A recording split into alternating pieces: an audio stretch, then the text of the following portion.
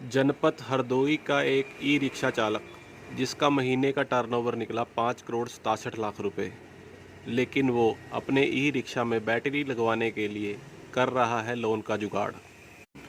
जनपद हरदोई का रहने वाला अमन राठौर का टर्नओवर 5,67,00,000 रुपए है और वो फिर भी बैंक से 50,000 का लोन मांग रहा है। आपको यह सुनकर हैरानी होगी, लेकिन ये सच है। अमन राठौर जब 50,000 का लोन लेने बैंक में जाता है तो उससे बैंक वाले आईटीआर की मांग करते हैं। जब वो अपनी आईटीआर भरने गया तो उसे पता चला कि दिल्ली में राठौर ट्रेडर्स के नाम पर उसके नाम पर एक फ़र्म रजिस्टर्ड है और उसका आधार और पैन कार्ड इस फ़र्म के नाम पर रजिस्टर्ड है। हुआ यूँ था कि अमन राठौर के एक दोस्त ने 3 महीने पहले उसे ये ई-रिक्शा दिलाया था और उससे उसका आधार और पैन कार्ड लिया था।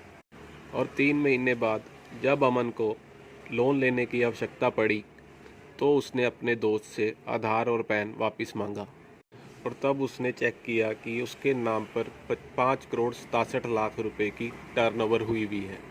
इस बात का खुलासा खुद अमन राठौर ने किया है और अब वह प्रशासन से मांग कर रहा है कि उसके साथ इंसाफ हो।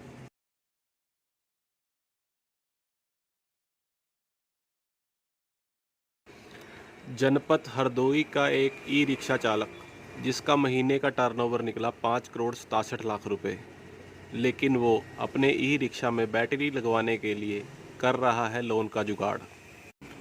जनपद हरदोई का रहने वाला अमन राठौर का टर्नओवर 5,67,00,000 रुपए है और वो फिर भी बैंक से 50,000 का लोन मांग रहा है। आपको यह सुनकर हैरानी होगी, लेकिन ये सच है।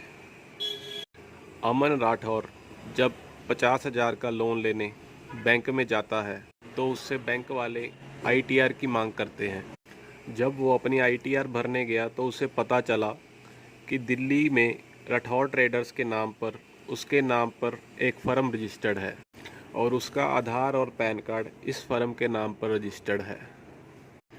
हुआ यूँ था कि अमन राठौर के एक दोस्त ने 3 महीने पहले उसे ये ई-रिक्शा दिलाया था और उससे उसका आधार और पैन कार्ड लिया था। और 3 महीने बाद जब अमन को लोन लेने की आवश्यकता पड़ी तो उसने अपने दोस्त से आधार और पैन वापस मांगा और तब उसने चेक किया कि उसके नाम पर 5,67,00,000 रुपए की टर्नओवर हुई है। इस बात का खुलासा खुद अमन राठौर ने किया है और अब वह प्रशासन से मांग कर रहा है कि उसके साथ इंसाफ हो।